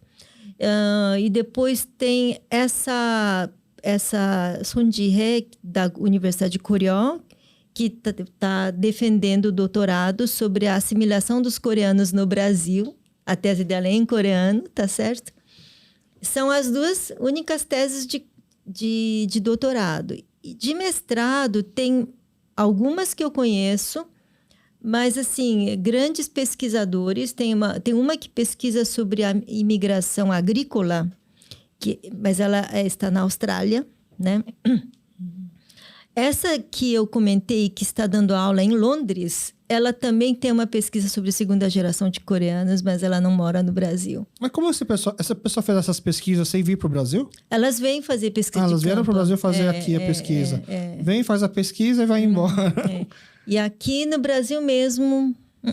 Tem a pesquisa da Jung, só que o dela é focado mais no Bom Retiro. Sim, urbanismo, mas né? Mais urbanismo. Mas é uma tese, é uma dissertação de mestrado que eu acho, assim, seminal. Eu acho muito importante essa pesquisa que ela fez. Tem uma pesquisa sobre a turistificação do Bom Retiro, de uma pesquisadora chamada Eane Leite. Excelente dissertação de mestrado. Uma pena que nenhuma nem outra continuou a pesquisa no doutorado, por enquanto, certo? Mas tem poucos pesquisadores da imigração coreana. Por coincidência, essa semana eu participei de uma entrevista com o Thiago Lee. Ele é Kyopo do Brasil, mas está fazendo mestrado nos Estados Unidos em arquitetura e urbanismo. E ele está fazendo o mestrado dele também em relação ao Brasil, que, se eu não me engano, é alguma coisa do engajamento civil e político dos Kyopo aqui, em relação... Mas mais um mestrado lá fora, falando sobre o Brasil. Fora isso, tem outros. Tem a tese da Miriam Lee, que hoje ela está dando aula numa universidade americana. A doutorado dela é sobre a comunidade coreana em inglês. Tem outro professor da Universidade de Colorado, eu acho, que veio aqui fazer uma pesquisa de campo. Não saiu nada ainda dele, mas é um outro pesquisador. Sim. Aqui no Brasil não tem, tá? Então, a BPUC vai financiar esse primeiro doutorado sobre a imigração coreana no Brasil, então, né? Não, quem falou isso? Você vai escrever? Não, porque o problema é quem vai escrever, porque assim, vai existir uma associação que talvez consiga alguns fundos para ajudar a desenvolver esse campo aqui no Brasil. Sim, gostaríamos. Poderia ser uma... Né? Mas mestrados, doutorados ainda tem bolsas, né? Apesar de CNPq, né? Mas eles aumentaram agora, mas ainda é ridículo, bom, certo? Bem pouquinho, mas tem bolsas do governo brasileiro também. Que a pergunta é, quem vai parar o que está fazendo? Tá já tão ocupado, tão papó tentando sobreviver. Quem vai parar o que está fazendo para poder fazer uma tese de doutorado ou mestrado que não vai ser recompensado por isso também? Lógico que é meio... Você pode pensar que, nossa, mas está querendo dinheiro em tudo também? Não, mas a gente precisa ter um trabalho pago, não é? Com certeza. Errado pedir, né, para poder fazer isso. Se eu não me engano, bolsa de doutorado tá quanto? 2.006. Não chega a 3.000, eu acho, de bolsa de doutorado. Tem modalidade que... 3.000 reais o quê? Por mês? Ou por mês. Na verdade, assim, eles pagam a sua mensalidade e mais, né? Se você não estiver trabalhando. Tá. Aí tem a modalidade que só paga a mensalidade, né? Se for numa escola privada, por exemplo, como foi no meu caso.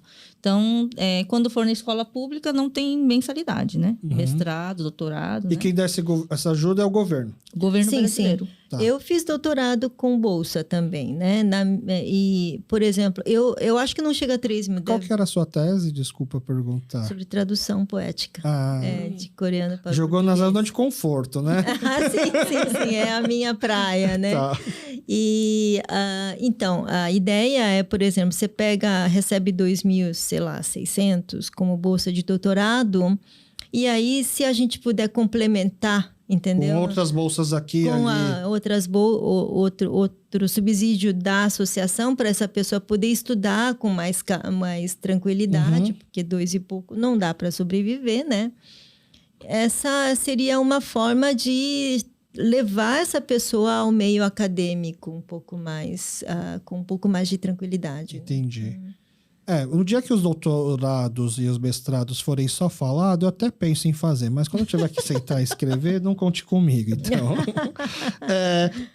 a gente tem... Enquanto eu não tenho a minha bolsa para poder fazer meu podcast, a gente vai trabalhando como pode, né? Sim. Então, eu não tenho vergonha de pedir. Então, eu criei o Tonari do QPOcast, não tem CNPJ, é uma associação dos ouvintes do QPOcast, onde pagando R$20 por mês, as pessoas que participam têm direito a algumas exclusividades, por exemplo, saber com antecedência quem vai vir e aí poder fazer alguma pergunta. Então, eu anunciei para o nosso Tonari que vocês estavam vindo para falar da ABPUC, só que o pessoal acabou, de uma certa forma, relacionando também sobre ensino de língua coreana e mandaram perguntas. Eu acredito que elas já foram meio que respondidas, mas só para passar o limpo, né?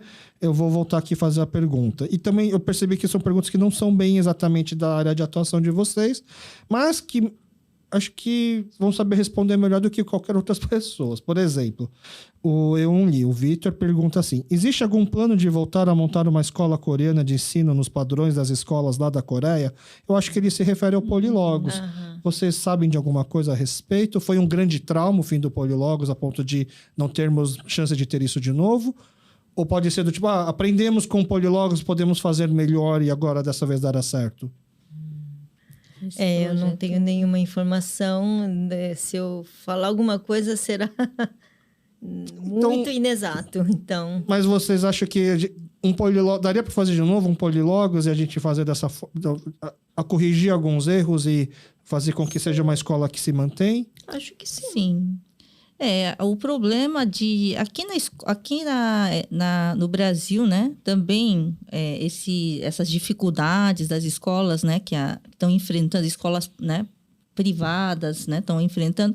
Também tem aqui, né? Porque, por exemplo, tem menos filhos, né? Então, tem menos, né, estudantes disponíveis. Aí é disputada a tapa também, né? Então... vai fazer uma escola no modelo, né? Tipo, vai pegar desde pré até, né, uma grade X, até colegial. É pesado, não é fácil, é um mega projeto. Talvez o Polilogos tivesse ter sido menos ambicioso, ter feito um projeto um pouco menor, uma escola menor, ou focado talvez ou ensino de base ou ensino médio. A gente vê que algumas têm muito sucesso, por exemplo, a Poliedro, mas que cresceram muito rápido, né? Então, elas são focadas no ensino médio e vestibular. É isso que os coreanos querem, ou a comunidade, ou o governo quer?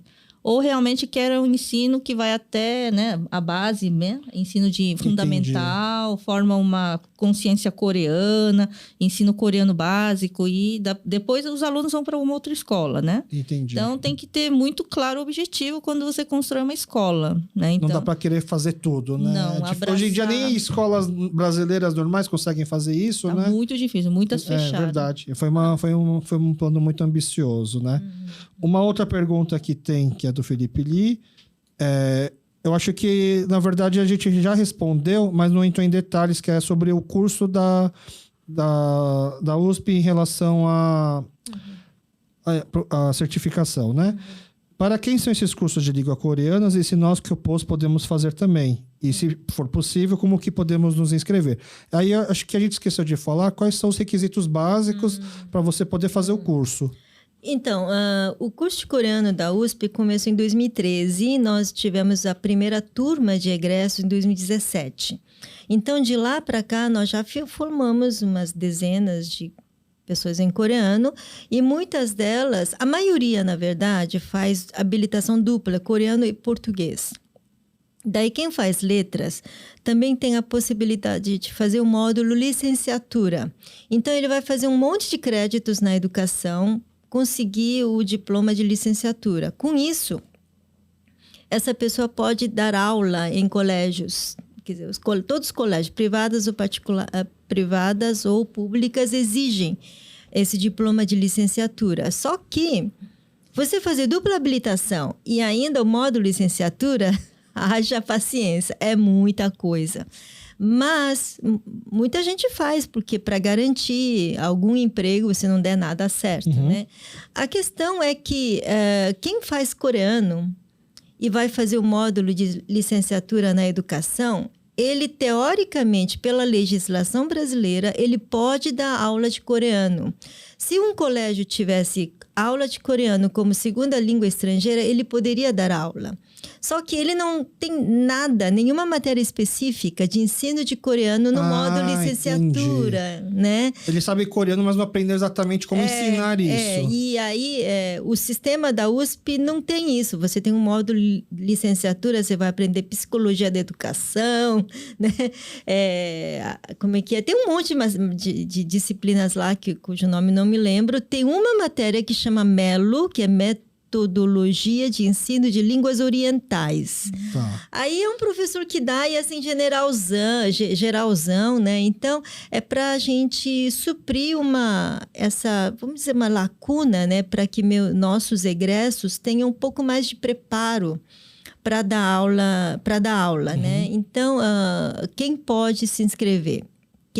Quem for nosso egresso. Agora, quem não é nosso egresso tem que comprovar que ele tem competência em coreano, certo? E aí, se eu comprova... E aí, a gente está exigindo o TOPIK 4. Agora, se a pessoa não tem TOPIK 4, mas já dá aula de coreano há 10 anos, a pessoa pode escrever uma carta e a gente vai avaliar se essa pessoa pode entrar no curso ou não. Entendi. Tá? Até quando que é a inscrição? Até o dia 23. Hoje é dia...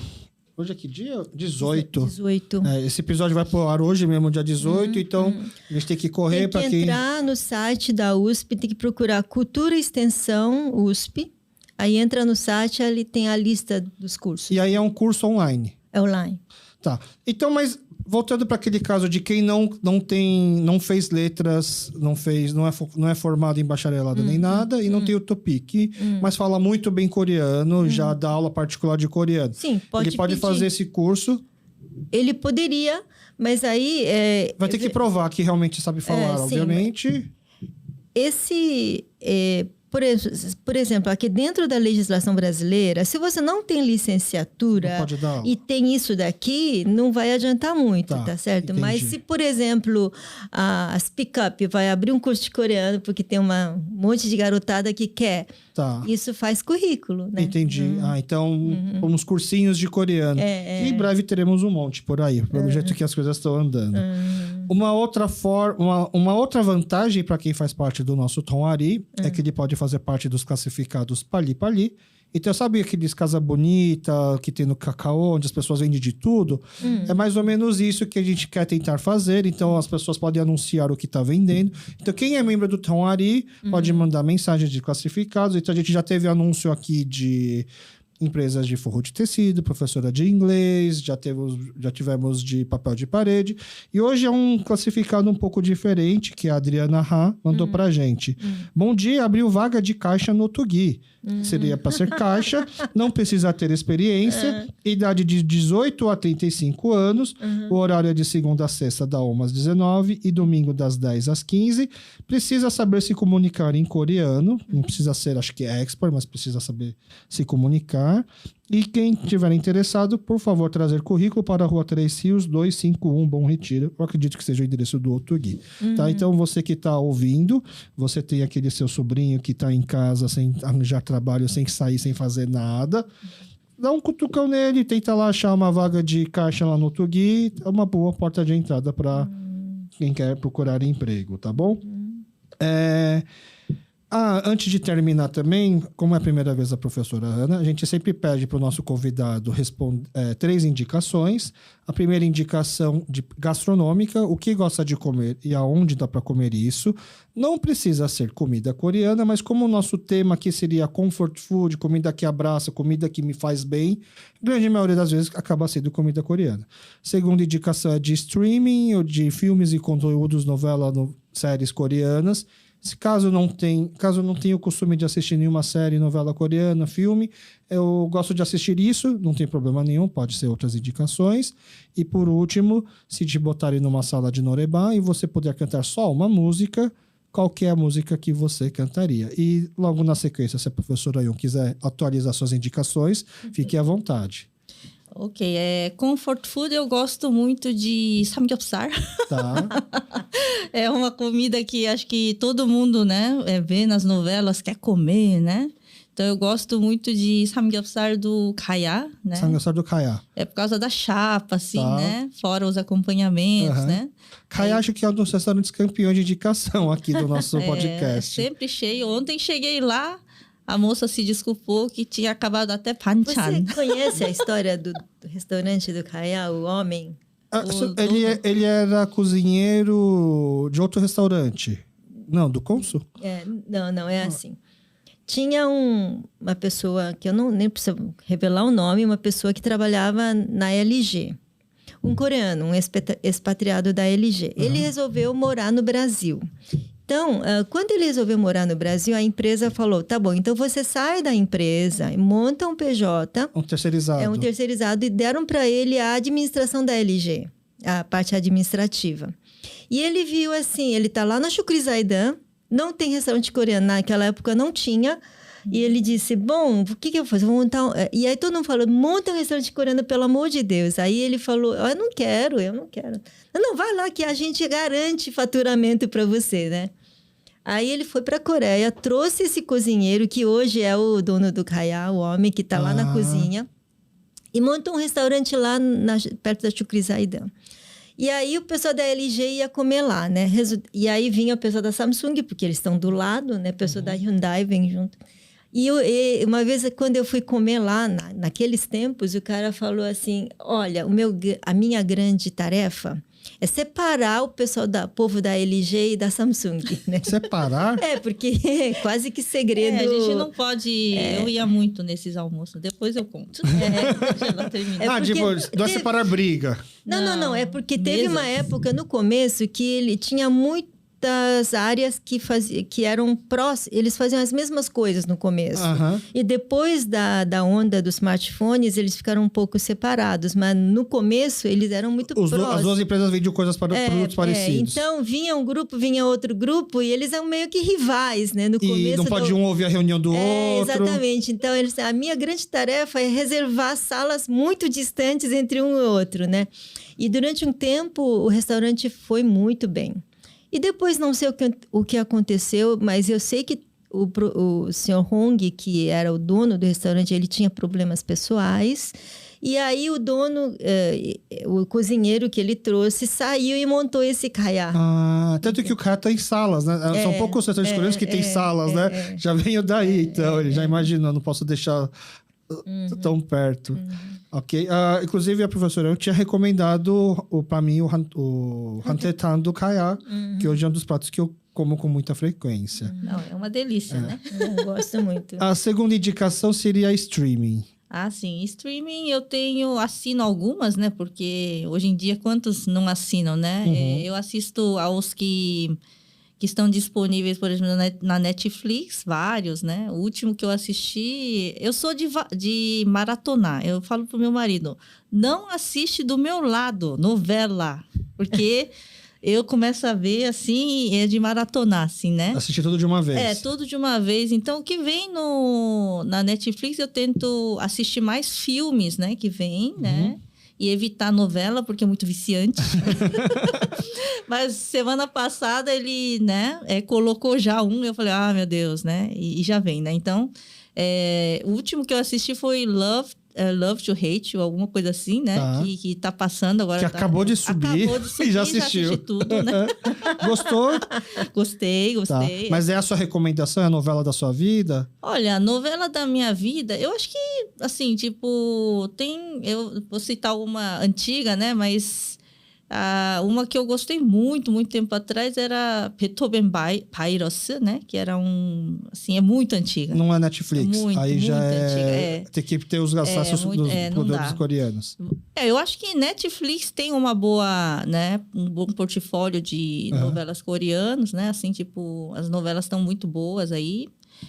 Filmes também eles colocam de vez em quando. Acho muito bom. Mas qual você indica? Eu acho que tem que assistir o Round Six mesmo. Round Six? É. Tá. Eu gostei muito de Casa de Papel também. Já tinha assistido a versão em espanhol, não? Não tinha assistido, original, não. mas Tá. assisti o coreano, coreana. eu achei muito legal. Aham. Outro dia eu fui fazer tradução do um ator que veio para CCXP, né? Como é que ele chama? O Park Hae-soo. Park Hae-soo, isso. Você fez tradução do Park Hae-soo? Trabalhar, né? Mas era muito, assim, tipo... Os atores coreanos são muito bons, né? Assim, tipo, alguns são muito convincentes, Não, Park Hae-soo, ele é um dos top, né? Ele é um... Não, ele tem um apelido de funcionário da Netflix agora.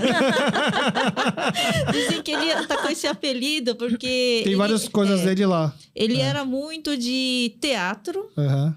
Aí depois ele veio para TV aberta e tal. Ele faz algumas produções, filmes, mas... Ele fez aquele Serguirão Campas Renwar, eu acho, né? todos Vida estão de na Prisioneiro. Netflix, né? E aí ele estourou. Ele tá como o funcionário da Netflix, o apelido dele. Tinha um programa de TV na Coreia chamado Incensurchip, né? Que é uma conversa como se fosse num bar, que é com Shin Do-yeop de host, aí que tinha outras pessoas. Eu achei muito legal porque ele foi um dos convidados, e desse Incensurchip, e dá um belo podcast, porque eles perguntam pro convidado o que ele gosta de comer e beber, então eles transformam o lugar como se fosse um bar com a comida e bebida que ele gosta, pra pessoa ficar confortável e conversar. E ele gosta de cerveja artesanal. Eu já tive um bar de cerveja artesanal, né? Ele gosta de cerveja escura.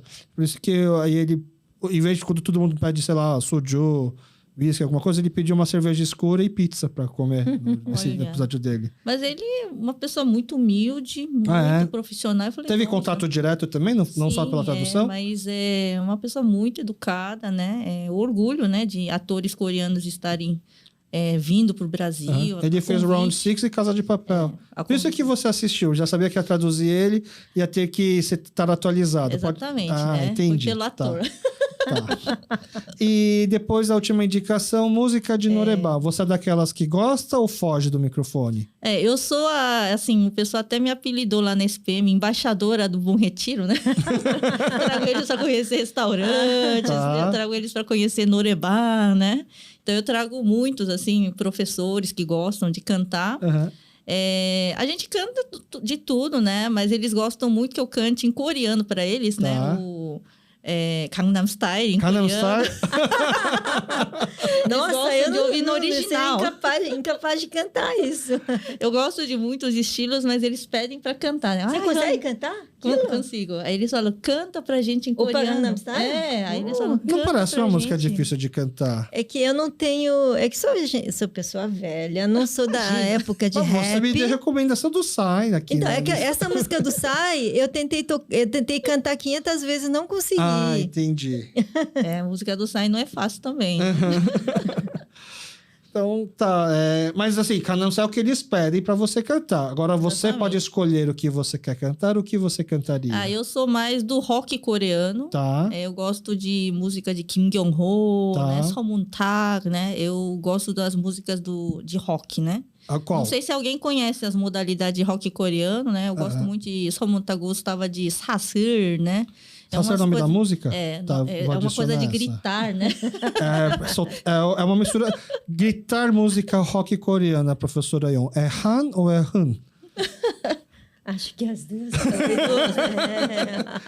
Sabia que esse vídeo do Han e Han deu, assim... Muitas pessoas vieram me comentar sobre a sua explicação. Eu só conheci o Han, não conheci o Han e tal.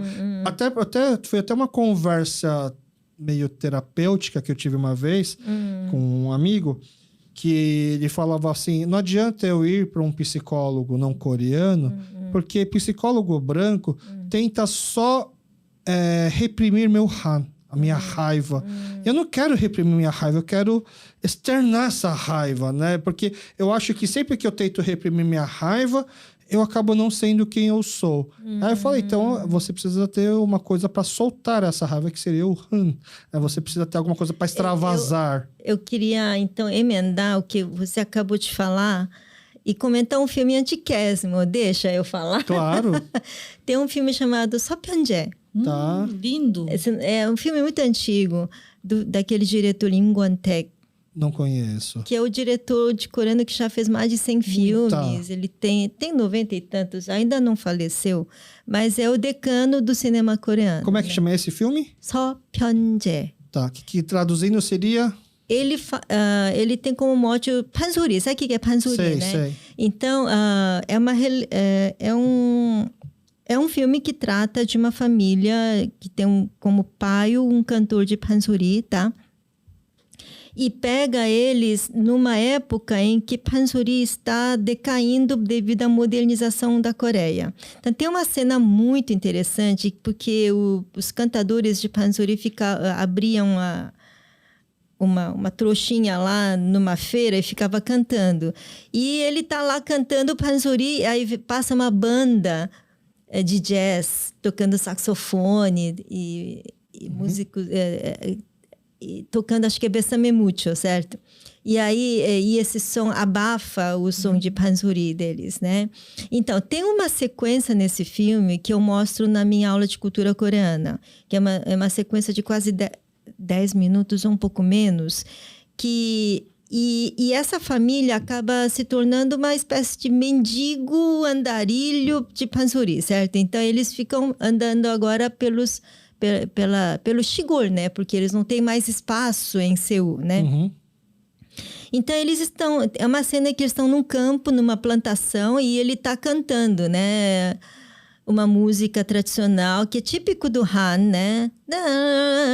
Aí ele está lá cantando, e aos poucos, ele se inebria com o seu próprio Han. E aí aquilo acaba se tornando Han, entendeu? Então é uma sequência assim, sem cortes, que mostra exatamente a transição do Han, do jeito que você falou, o Han, e ele, ao cantar o seu Han, e esse Han acaba tingindo ele de Han, e aí depois eles estão cantando, né? E dançando com a filha. É uma cena muito comovente, né? E eu recomendo esse filme exatamente nesse trecho, para aquilo que você acabou de Pra gente entender falar. a nossa essência é essa, né? Não é matar o Han, é conseguir transformar o Han em canto. Viu? Eu prestei atenção na última aula, viu, professora? É lindo o filme desse diretor. É muito lindo. Bom, muito obrigado por topar participar aqui com a gente. Esse episódio vai pro ar hoje mesmo, tá bom? Então, até uma próxima vez. Se tiver novidade, se sair o CNPJ, se sair a palestra em junho, o que tiver mais que avisar a gente, por favor, os casas, portas, microfones e câmeras sempre abertos, tá bom? Tá bom, obrigada. Muito obrigado e muito obrigado para você que ficou aqui com a gente até o final. Até uma próxima vez. Obrigada. Obrigado.